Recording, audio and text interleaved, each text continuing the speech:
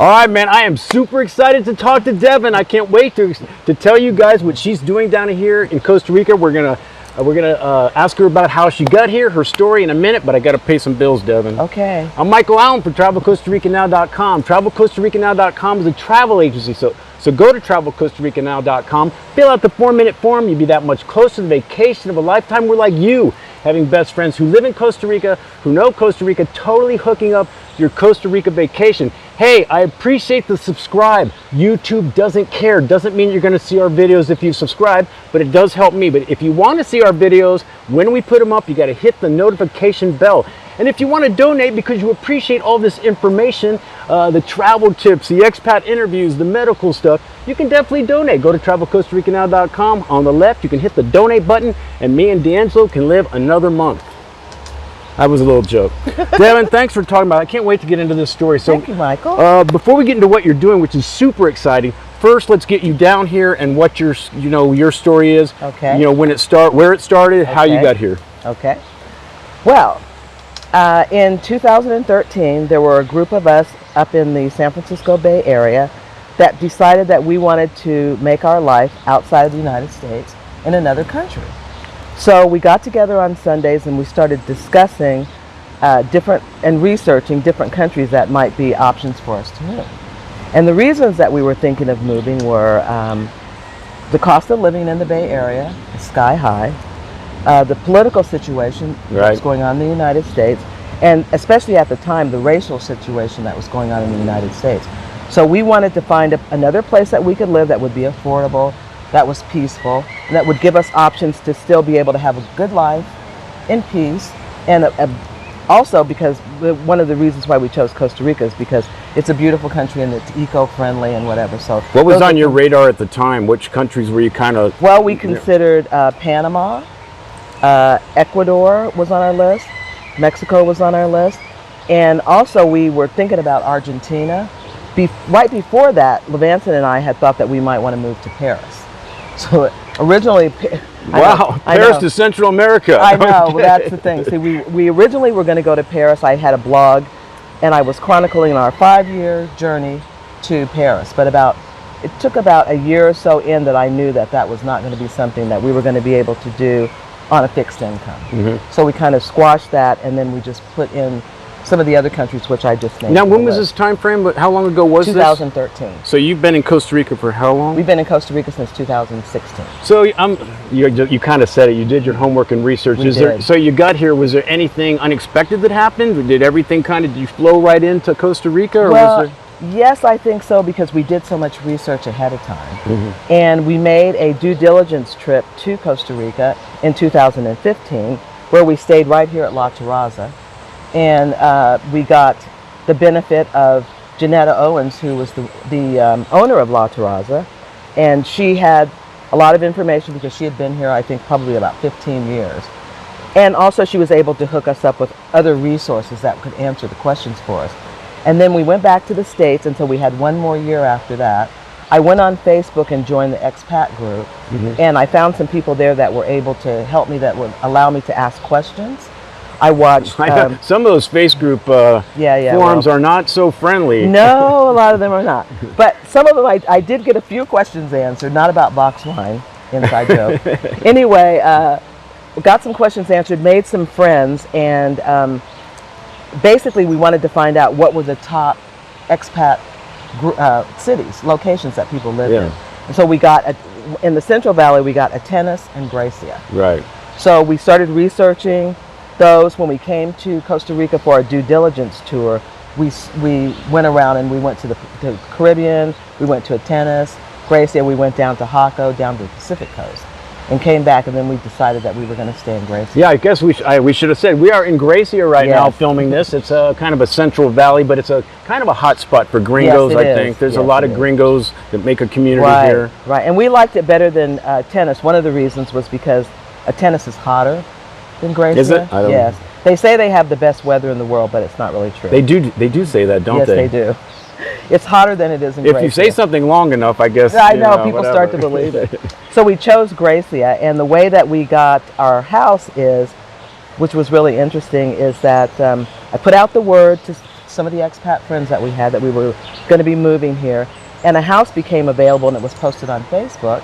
And one of my friends contacted me and she said, here's a house in Gracia, you might be interested in it. So I checked out the house and I really liked it, but of course we weren't able to see it.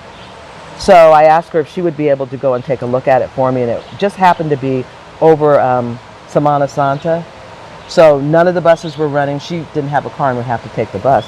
She found another expat that lived up the street from where the house was that said that she would come down to the house and take a look at it for me. They took a look, they took pictures of the house, videos of the house, sent it back to us, and she told me when she contacted me, she said, if you don't take this, if we didn't already have a house, we would take it. And her husband is a builder. I would say that's a pretty good recommendation if you might want to get that house. Yeah, so we hooked it up. We ended up renting the house in February, and we weren't going to be moving until June. But the owner decided to keep it for us, but he did make us pay rent.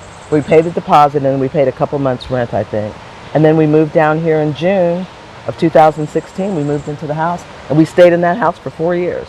Was transitioning to the house easier? Was there any problems with that? No, there were actually sometimes no, there were no problems. We brought 8 suitcases with us, and we had 7 boxes that we were going to ship that we left in the States. 2 of them we had already shipped over. So about a week after we got here, the boxes arrived. So we had some of our extra things that we needed. And unfortunately for us, and this is something that I will say that as a mistake that we did make, we still have 5 boxes in California that we're never going to get, and we don't even need to sell. Oh, really? Yeah. So at some point we're going to have to go back and get rid of all this stuff. I think the bigger lesson in what you're saying is it sounds like you did everything you should do if you're thinking about moving to another country. Right. So I don't think you got hit with too many surprises. We really didn't. A lot of people kind of rush into it a little bit, and it's not what they expect, and next thing you know, they're going, oh.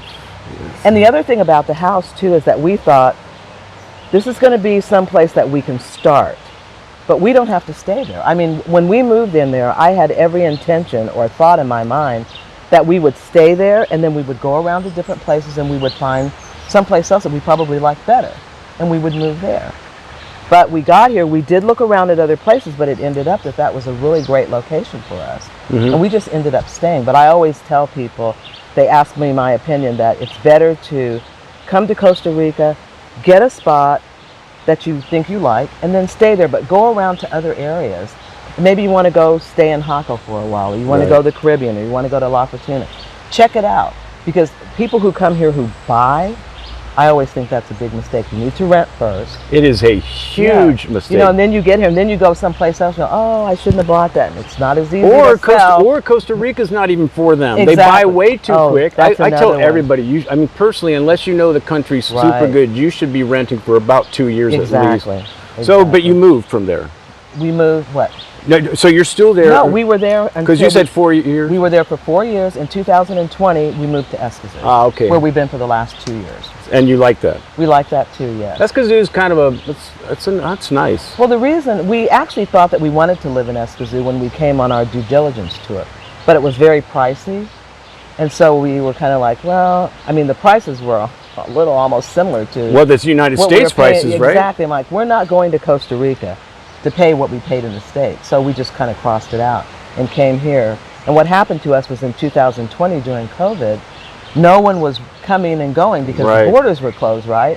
So people in Escazú were like, well, we got these places, maybe we need to lower the rent. Right. So we got in on a deal. That's how we got in, because the prices have gone back up. Well, good. Yeah. Are you renting? We're renting. Oh, yes. okay, cool. We're not going to buy, and we don't have a car. See? We're not going to buy a house, and we're not going to buy a car. To me, that's the perfect way, but The a lot of buses are people want great. what they want, right? They want what they want, but you can live. Buses are great, taxis. We didn't have Uber as much when we were in Gracia, when we lived here, but Uber... Yeah, Uber's everywhere now, runs right? Now. Yep. But in Escazú, Uber, I've only taken a taxi one time since I've been in Escazú. And also in Escazú, we walk everywhere. Right. So we don't have to... Is everything kind of close for you? We're like 2 blocks from the Alto Mercado. Oh. SEMA Hospital, the Multiplaza, Price Smart, Oh, so Office Depot, you're good. You're Walmart. Good. We can walk to all of those. So All right, we This could. is in the city, right? Like near San Jose. yes, right? it's like a Suburb. kind of a suburb of San Jose, yes. Well, where the embassy is, and let's be honest, where the ambassadors live. one of the nicer suburbs. Yes, I one of think, one of so. the nicest Right, suburbs. yeah. Yes. We could talk a little bit more. We could talk about maybe giving advice to folks and stuff, but I kind of really want to get into what you're doing. Okay. So when you came down to Costa Rica, were you planning on getting involved in stuff? Was that always kind of a plan? We're going to tell you what she's doing, but Actually, no.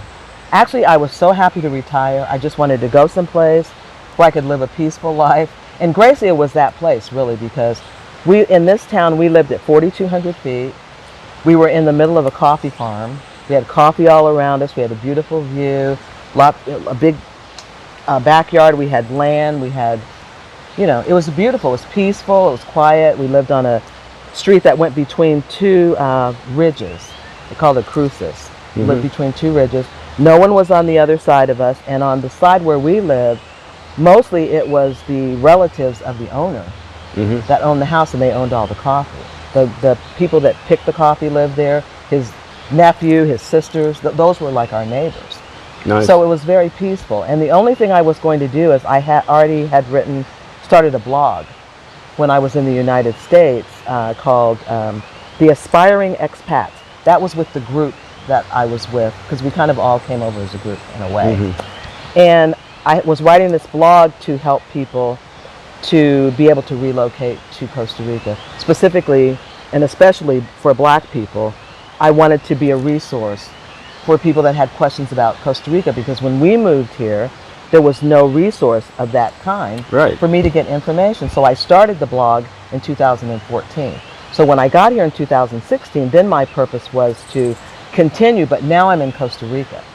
So now I can take pictures, I can show them Share the your feria, experiences, all your I can stuff. tell them how we went and started a bank account, what it's like grocery shopping, Right. taking the bus, all of those things. And that's really all I was planning on doing. Yeah, but let's get to what you're doing now, because you're not doing that. No. Well, I kind of am still doing it. I've kind of grown those groups. And to be honest with you, I have a group now I have 3 different Facebook pages, and all of them have about 2,000 people each. But the last Facebook page that I have is actually a group. So it's more interactive, where people ask questions and whatever. So I can kind of take the temperature of what kind of things people are looking for in Costa Right. Rica.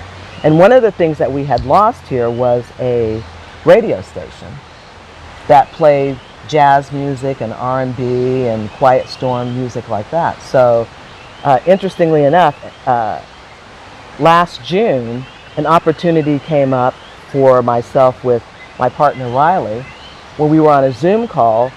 We just kind of got to talking about what kinds of things were needed in Costa Rica. What could we do to bring the Costa Rica Black community together, but in addition to that, globally.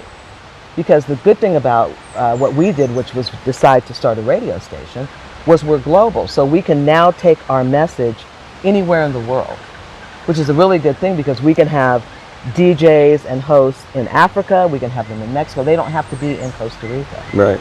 So Riley and I got together, and he had a radio station before, and he said, let's just start our own radio station. And I was like, oh, okay, because I had told him, I said, oh, I really miss music. I miss my smooth jazz.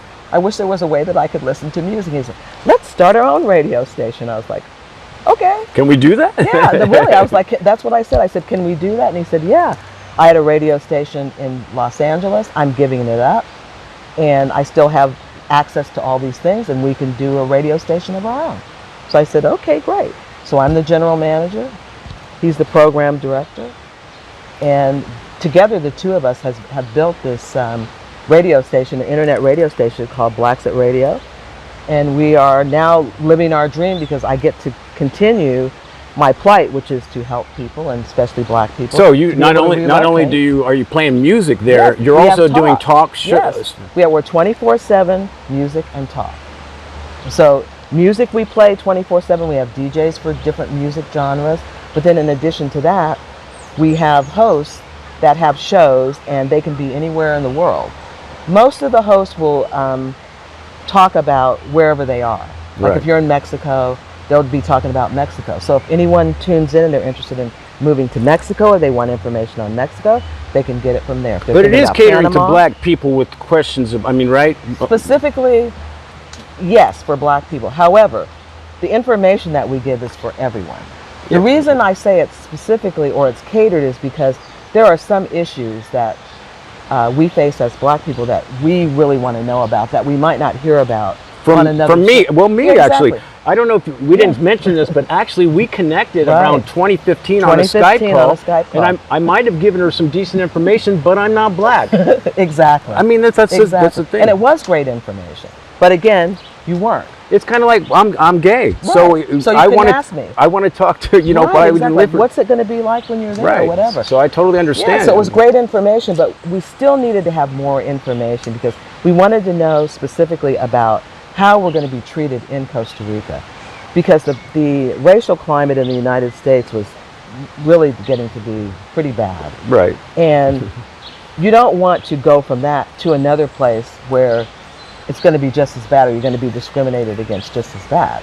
So we wanted to find out about that. Are we going to be welcome here? Yes, Are we gonna, exactly. you don't want to People run are gonna down be the street. staring at us. Right. You know, like when we investigated Argentina, that is one of the reasons why we did not go there. They got kind of a caste system there, They don't do, they? and for black people, it was almost like we're almost like I don't know if not a novelty per se, but it's like there's so few of us there that you get the stares and people want to take a picture with you, and I really Kind of weird. Yeah. Let's explain for people that don't know Costa Rica kind of how the Caribbean side is, Right. and kind of. I mean, they were treated very They were. poorly They were. for a number, and that just kind of got close to being right lately. Right. So Exactly, because there was discrimination here in Costa Rica. The Caribbean side is predominantly black. That's where most of the black people that are from Costa Rica. There's some in Guanacaste as well, but I think the But the vast majority is- majority yeah. are on the Caribbean side. So they did have issues there. But the thing for us was, even though they had issues, interestingly enough, and this happens in other countries as well, even though we're black, we're gringos. And so we're really green. you're almost gringos first, in a Yes, we're sense. green. Right. We're black, but we're green. So they're not looking at us to discriminate against.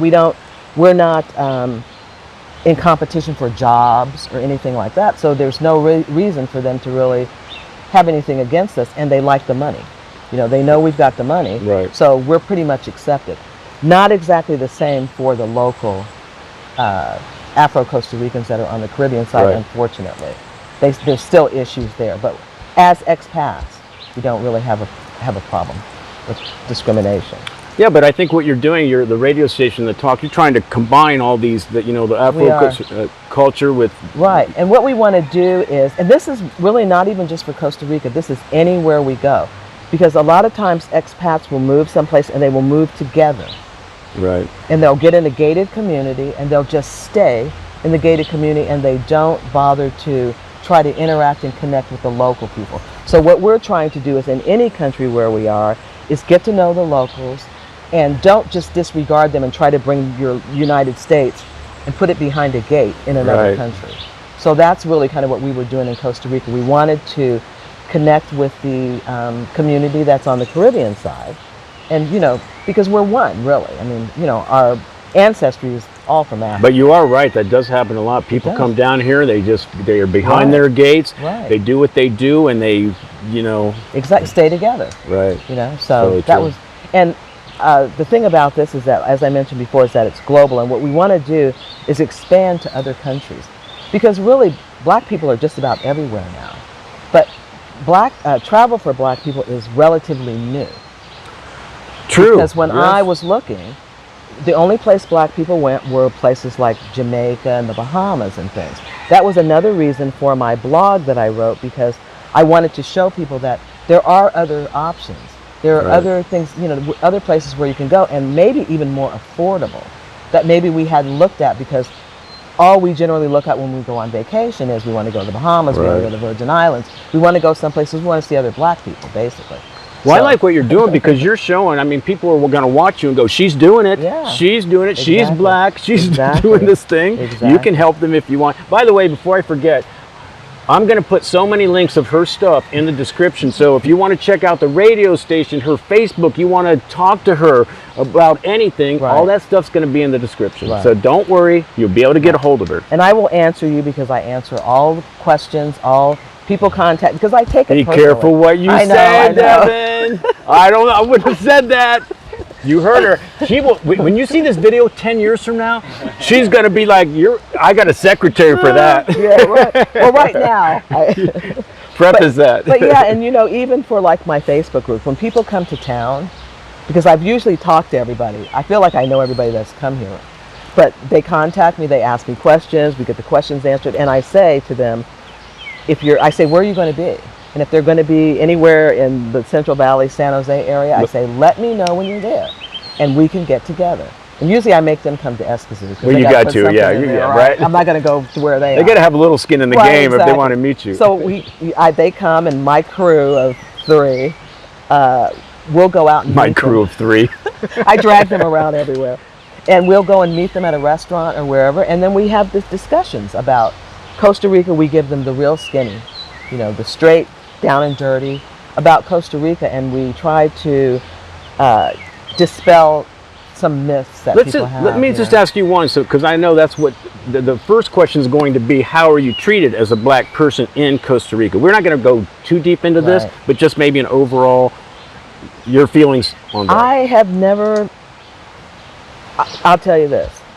This is. I can say that this is one of the only places that I've been where I don't really feel like I'm black. A novelty. Like I'm like a color or Like, anything. right. It's just I walk down the street. Now, when we were here in Gracia, because we were up on the hill at 4,200 feet, and there's nothing but Ticos up there. When we used to take the bus, we first started taking the bus, people would kind of go like, you know, but it's because they hadn't seen any black people up there. And Levanson, my partner, is 6'2" or 3. And the buses, I don't know if you've been, you know, the Yes, buses, yes. they're like this, and he can barely fit in the seats, and he's very tall. So I think that was one of the things that they were looking at. But I mean, basically, it's nothing like the United States. They don't follow us around in stores. They don't wait on us last at tables. They don't, we're standing there and someone else comes in that's not black. They don't go wait on They them give first. equally bad service That's to why everybody. We get the same treatment as the white gringos. We're finally equal, you know. Well, I think that's a major question, but let's see. So, are your Facebook pages kind of? Let's talk a little bit more about Blackfoot. So, Okay. like maybe where that's at right now, what you're maybe looking for, because we can talk about like whether it's sponsorship, advertisers. If you make music, there's a Right. chance that you can There get is. on this radio station. right. So if you want to, Yeah, and that's another good thing because we are new. We are going to be 1 year old in June. And I don't really remember how many DJs we have now. I think probably maybe 8 or 9. We have 4 slots left open for DJs or hosts. You can either be a DJ and just play music, or you can be a host and have a show. Or you can be a combination, which is what I Right. am. I have 2 music shows and 1 talk show. So you can kind of pick and choose. You can do your show for like an hour or whatever. You can do your show live. but is there a kind of music you guys are looking for? If I don't know. I like Well, hip hop, but if somebody's like a hardcore No, reggaeton not really, stuff, yeah. Reggae, hip hop, really anything except for smooth jazz because I already got that covered. And I think and Riley has Riley's got Quiet he's got the Storm. RB. But anything else, you know.